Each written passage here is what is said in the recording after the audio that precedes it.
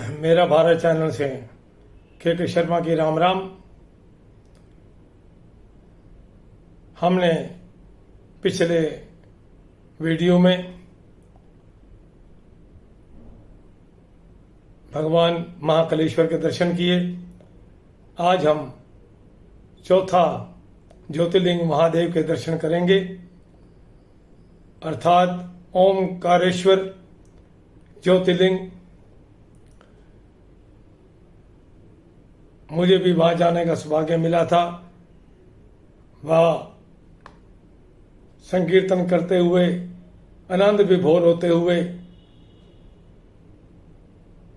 विंध्याचल पर्वत के चारों तरफ का दृश्य देखते हुए, जहां बड़े बड़े संत आज भी तपस्या करते हैं। आओ हम चलें दर्शन करने के लिए। हरि ओम नमः शिवाय, हरि ओम नमः शिवाय, हरि ओम नमः शिवाय, हरि ओम नमः शिवाय। बोल गौरी शंकर भगवान की जय। ओमकारेश्वर ज्योतिर्लिंग मध्य प्रदेश के खंडवा जिले से 10 किलोमीटर दूरी पर विंध्याचल पर्वत कहें या मंधाता पर्वत पर स्थित है। ये ज्योतिर्लिंग का मंदिर नर्मदा नदी के तट पर, या यूं कहो कि नर्मदा नदी जहां विभाजित होती है, कावेरी और नर्मदा विभाजित होते समय एक टापू की शक्ल बन जाती है।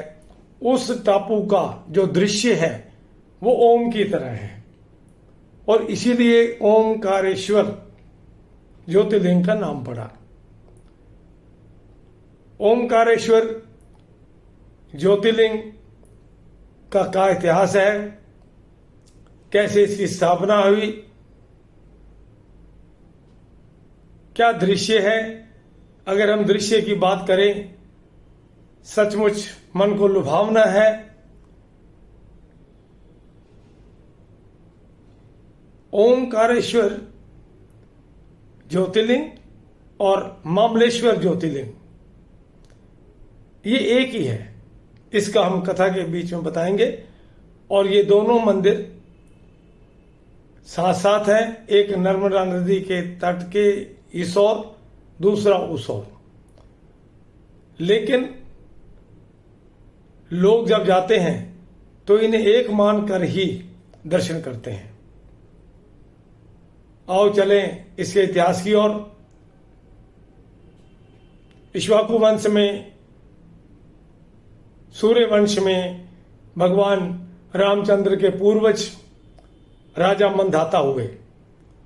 राजा मंधाता ने राजकाज से निवृत्त होकर अपने बच्चों से कहा कि मैं अब मोक्ष की प्राप्ति के लिए तपस्या करने के लिए जाना चाहता हूं।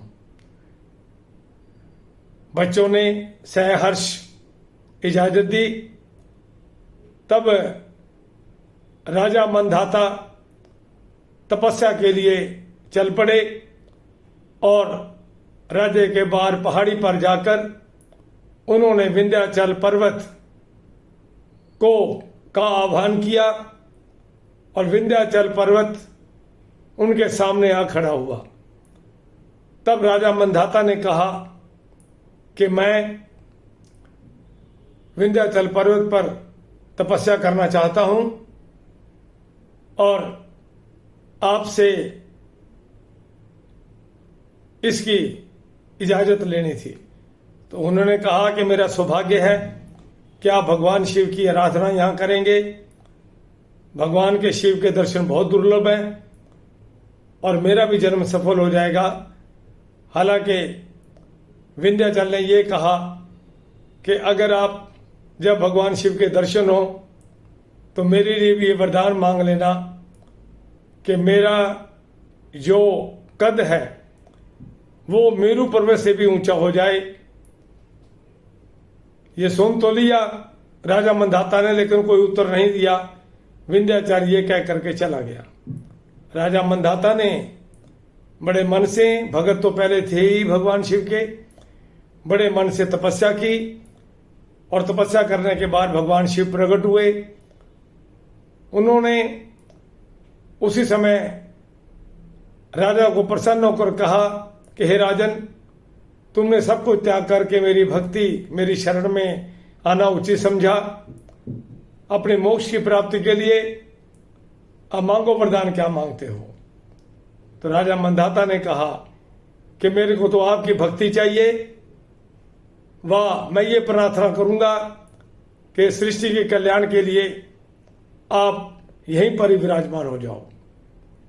तो राजा मंधाता की ये प्रार्थना सुनकर भगवान शिव प्रसन्न हो गए और वहीं पर वो ज्योतिर्लिंग के रूप में प्रकट हो गए, जिसका नाम बाद में ओमकारेश्वर पड़ा। इसके साथ ही एक और कथा प्रचलित है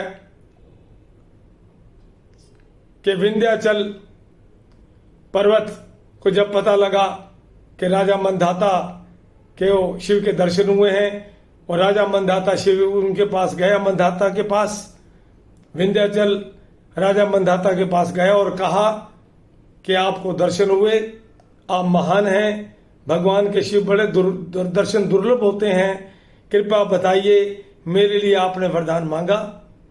तो मंधाता ने कहा कि तुम ये चाहते हो मेरे माध्यम से कि मैं ब्रह्मा जी की सृष्टि में भी दखल दूं। आप नहीं जानते कि जो आप मांगना चाहते हो उससे सृष्टि में उथल पुथल हो जाएगी। लेकिन विंध्याचल को उस समय क्रोध आ गया, तो विंध्याचल जाकर दुखी होकर बैठ गया। तभी उसी समय नारद मुनि जी आए। नारद मुनि ने कहा, भाई तुम उदास क्यों बैठे हो? जब उसने बात सारी बताई तो नारद जी ने कहा कि तुम चाहते क्या हो? उन्होंने कहा कि मैं चाहता हूं कि मैं मेरू पर्वत से ऊपर हो जाऊं। तो तब उन्होंने कहा इसके लिए तुम तपस्या करो। हालांकि नारद जी चुप हो गए। और प्रचलित ये भी है एक तरफ कि जब नारद जी गए तो उन्होंने हालचाल पूछा, तो विंध्याचल बहुत परेशान होकर कहने लगा कि मेरे पास सब कुछ है। नारद जी ने उसके अंदर अहंकार देखा और इस अहंकार को समाप्त करने के लिए उन्होंने कहा कि तुम मेरू पर्वत तो आपसे बहुत ऊंचा है और मेरू पर्वत तक पहुंचने में तो आपको बहुत समय लग जाएगा, शायद पहुंच ही ना पाओ। उस समय उसको मन उदास हो गया। उसने कहा भाई तो मैं भी शिव की उपासना करूंगा। तो नारद जी ने कहा ठीक है, तुम उपासना करो और तपस्या करो, आगे शिव ही जाने।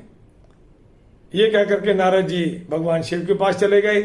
उन्होंने कहा कि विंध्याचल पर्वत अपने सारे कर्तव्य भूल करके तपस्या कर रहा है और जो सृष्टि में पर्वत के ऊपर जो भी हरा भरा ये जो कुछ भी वनस्पतियों ने पैदा होना था वो होना बंद हो गया है। तो भगवान शिव ने कहा कि नारद जी मैं समझ गया आपका मतलब। तब कुछ समय बाद भगवान शंकर जी ने विंध्याचल को दर्शन दिए। कहा सबसे पहले तो तुम्हें अपने कर्तव्य को नहीं भूलना चाहिए था, फिर भी तुमने मेरी तपस्या की है, मेरी भक्ति की है और उसके लिए वरदान तो देना ही पड़ेगा। मांगो, क्या मांगते हो? तब विंध्याचल ने कहा कि मैं जो चाहूं वो हो जाए। तो भगवान शिव ने कहा तथास्तु। तो उस समय विंध्याचल ने जो शिवलिंग बनाया था वो पार्थिव बनाया हुआ था। पार्थिव शिवलिंग की वो पूजा कर रहे थे विंध्याचल जी। तो इतने में और देवता भी आ गए। तो उसी समय देवताओं ने कहा कि विंध्याचल को तो आपने वरदान दे दिया, लेकिन हम चाहते हैं कि सृष्टि के कल्याण के लिए आप यहीं विराजमान हो जाओ। तो जो पार्थिव शिवलिंग था उसको मामलेश्वर के रूप में प्रकट हुए, जाना गया। इस प्रकार मामलेश्वर और ओमकारेश्वर दोनों ही ज्योतिर्लिंग साथ साथ हैं।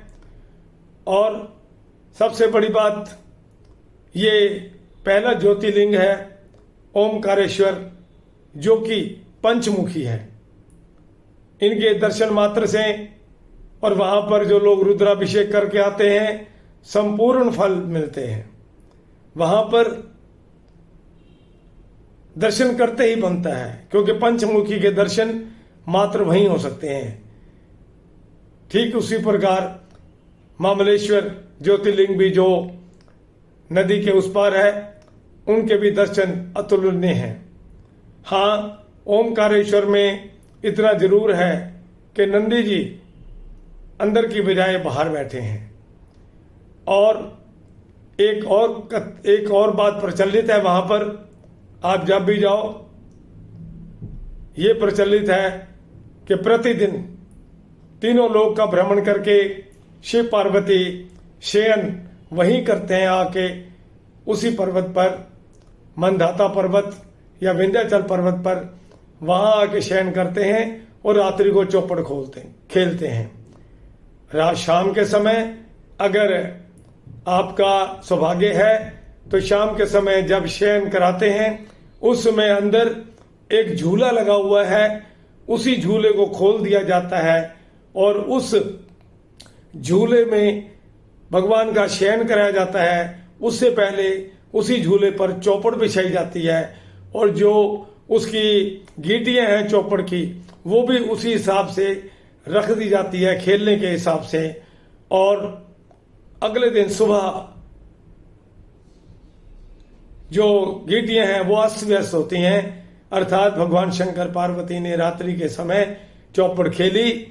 ये सबसे बड़ा प्रमाण है। जैसे ही दरवाजा पुजारी खोलता है वहां इस तरह के दर्शन होते हैं। इसके लिए पत्रकार भी आए, चैनल वाले भी आए, उन्होंने भी जाकर के ये अद्भुत नजारा देखा। रात को वहीं रहे, सुबह जब पट खोले उन्होंने देखा कि भगवान शिव पार्वती जहाँ शयन करते हैं वहीं पर ही वो जो चौसर की गीटियां हैं वो बिखरी पड़ी हैं। ऐसा दृश्य देख करके सभी अभिभूत हो गए। ऐसी इसके अलावा इसी स्थान पर आदि गुरु शंकराचार्य जी ने भी तपस्या की थी। वहीं पर उनकी भी समाधि है और उसी जो नर्मदा का जल है वो इतना पवित्र है कि उसी जल से ही प्रतिदिन स्नान कराया जाता है और उसकी धारा भी इतनी तेज है, देखते ही बनती है। कहने का मतलब कि ओमकारेश्वर, ओम जो कि ओम बोलते ही हमारे मन की सारी इंद्रियां खुल जाती हैं। ओमकारेश्वर जो नाम है इसीलिए पढ़ा था। तो ओमकारेश्वर शिवलिंग के दर्शन करने के लिए आप जब भी जाएं, आप मामलेश्वर ज्योतिर्लिंग के भी दर्शन जरूर करें। और बहुत ही आनंदमयी और दर्शन करने के बाद मन में जैसे तृप्ति हो जाती है, मन के भाव जैसे संपूर्ण होते हैं, इसी प्रकार ओमकारेश्वर ज्योतिर्लिंग के दर्शन सुखदायी हैं। बोल गौरी शंकर भगवान की जय।